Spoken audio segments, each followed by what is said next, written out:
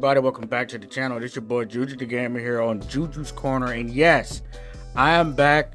Before we get into what we're gonna talk about, because it is halftime now, let's take a look around the country. As to what I've got on, what I'm watching on my multi-view. UCLA is currently down 10 to Hawaii. They had a hilarious. Well, if you're not a UCLA fan, if you're just a casual football fan, or a neutral fan of the two teams like I am, hilarious 20 seconds to end the half. They got a pick as Hawaii was driving. Then they threw a pick right after that, and Hawaii kicked the field goal to end the halftime. So, yeah, UCLA is struggling massively. Oregon is only up 14 against Idaho. And Michigan is currently up 10 to Fresno State.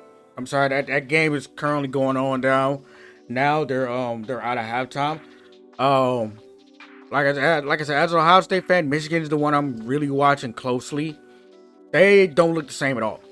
They do not look the same at all. I do not like their two quarterback system they got going on right now between Orji and Warren, I believe his last name is Davis Warren.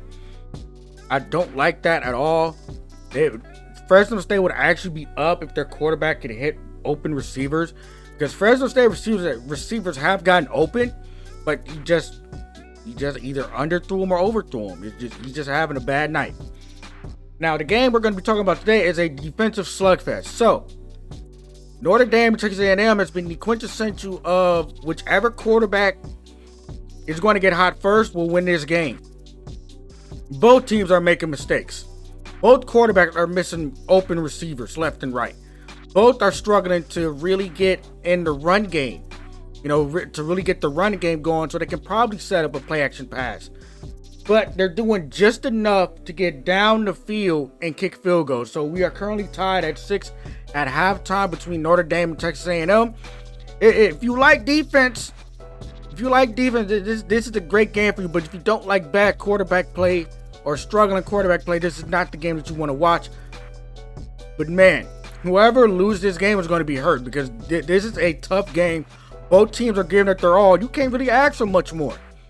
Well, I mean, you could ask for better execution. You could ask for better execution for the offenses so you could get a high-scored shootout instead of a defensive slugfest that we are getting right now. But other than that, I'm gonna continue to be hate watching Michigan with a very close eye. I'll see you at the end of the game for Notre Dame and Texas A&M. Boy, oh boy, oh boy! Just when I thought that these late games was getting kind of boring, it turned up a little bit. It got some butt cheeks was clenched in the fourth quarter of some of these games. So around the country, as Notre Dame is finishing up Texas A&M 20-13 with about a minute left. Depending on if they make this field goal, UCLA beat Hawaii 16-13 in a dogfight. Michigan put up 17 points in the fourth quarter to win 30-10. They were in a dogfight. And Oregon, I believe, put up 10 points in the fourth to beat Idaho 24-14. They were also in a dogfight. So, Oregon and Michigan, if y'all play like that next week, y'all are losing. Y'all will lose.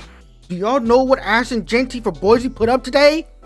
He had 20 carries, 260 rushing yards, and 6 tutties. Week 1.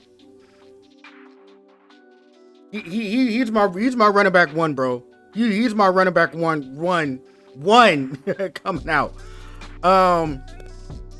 Quinn Ewers was putting up numbers against Colorado State, and the passes that the Fresno State QB was missing when their receivers were wide open, Ewers is gonna hit those. I am hate watching Oregon and Michigan all season long. I don't care. I'm an Ohio State fan. Judge me later. But I'm speaking for the real. This is real here. I'm concerned about Michigan's offense.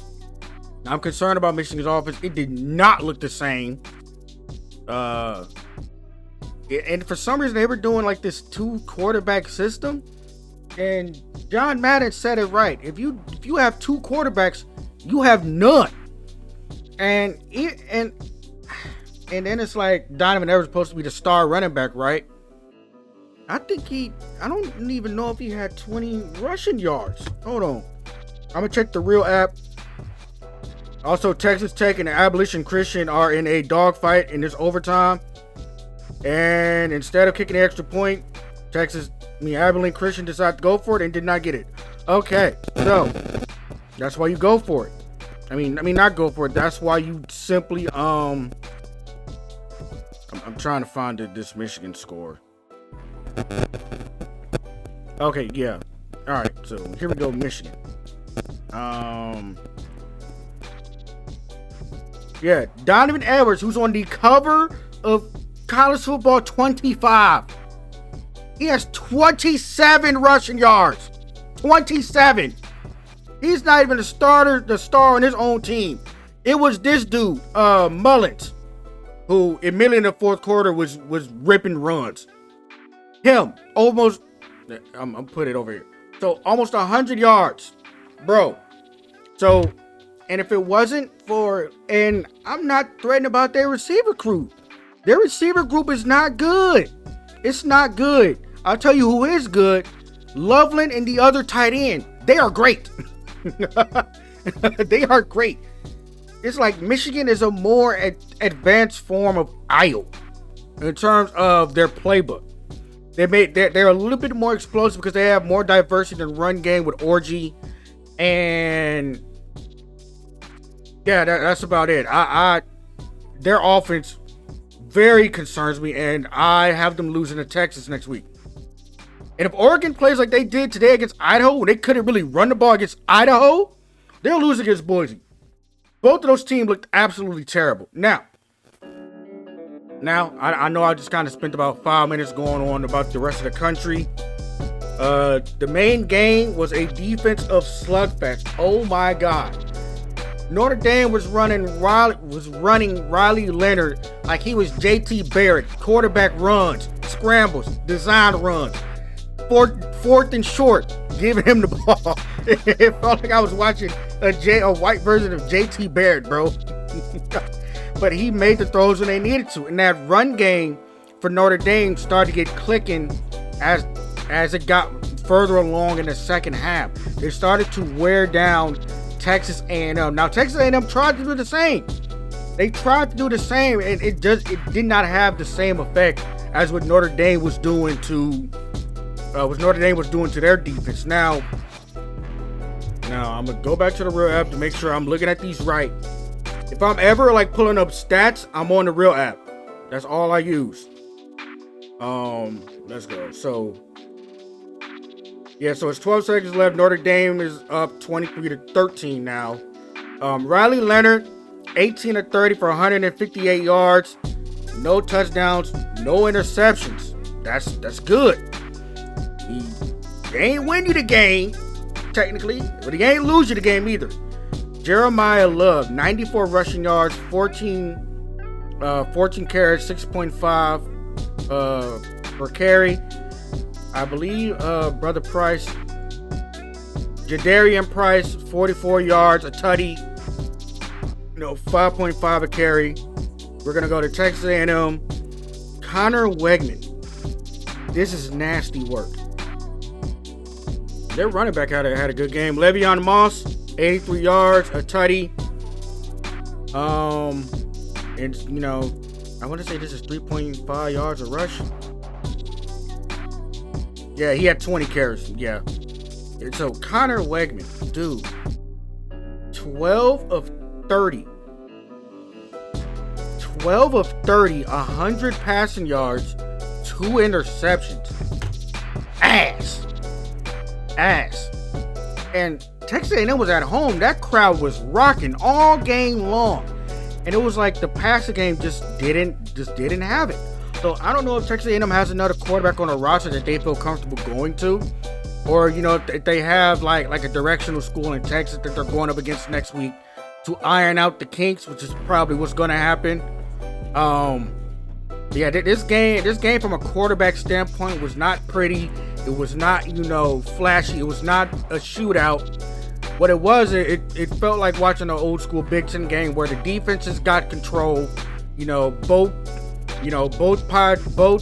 boxers, both teams are just giving each other body blows, and whoever lands the uppercut or the hook that stuns, is gonna win the game. And 2 turnovers by your quarterback, that's a stun shot. I really felt like this game, if you weren't just a neutral fan, if you weren't a fan of Texas A&M, and you were just a neutral fan watching this game, I feel like you would have had a good time watching this game. It was very physical. Defense was, these defenses were attacking all game long. The physicality was just, it was just a beautiful sight to see. Both defenses wanted to take the offense's head off. Lovely. And the offensive line wasn't backing down either. It's just the pat. It's just, I felt like Notre Dame won this game because Riley Leonard is more experienced. He made the throws that needed to be made. Even if his stats weren't the prettiest, he didn't throw a touchdown. He ain't throw a pick, which is important. He ain't throw a pick either. So, yeah, man, this game wasn't the prettiest, but Notre Dame got the W on the road. Top 20 win on the road. And, really looking at their schedule, they only got, I believe they play Miami. I also believe they play Georgia Tech. I know for sure they play USC. So, even if they get to like 9-10 wins, they're going to be in the playoffs regardless. They're going to be in the playoffs. A 10-win Notre Dame team is not getting left out the playoffs. They will be ranked 12th. They will be ranked 11th or 12th, right above the G5 team, which may be Boise or, I believe it's Boise, Liberty,